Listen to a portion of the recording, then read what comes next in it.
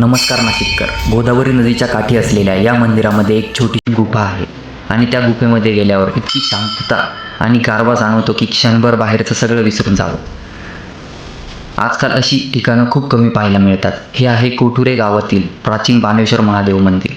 प्रभू रामचंद्रांच्या पदस्पर्शाने पावन झालेले हे गाव आणि या गावाला समृद्ध करणारी गोदावरी नदी या ठिकाणाला अजून खास बनवतात. मंदिराकडे जाताना दूरवर दिसणारी नदी आणि शांत वातावरण मन अगदी प्रसन्न करून टाकतं. जसजसं आपण मंदिराजवळ पोहोचतो तसतसं त्या जागेचं वेगळेपण जाणवायला लागतं. मंदिरात प्रवेश करताच समोर दिसणारं महादेवांचं मुख्य मंदिर खरंच खूप सुंदर वाटतं.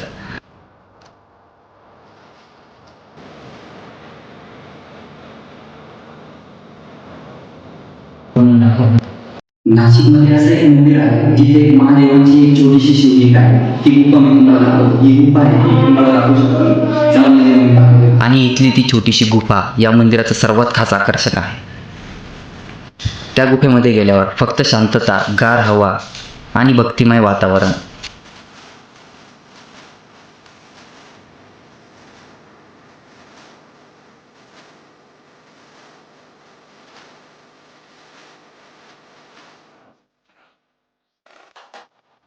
मंदिरातून बाहेर येताच आजूबाजूचा पूर्ण परिसर पाहण्यासारखा आहे.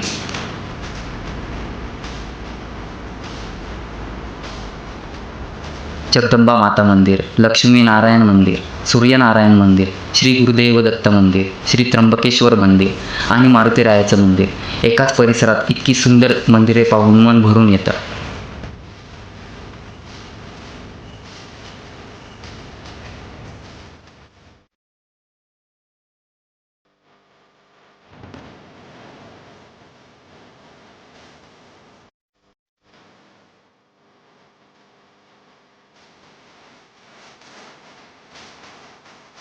गोदावरी नदीचा किनारा, मंद वाहणारा वारा आणि मंदिराभोवतीची शांतता खरंच वेगळीच अनुभूती मिळते.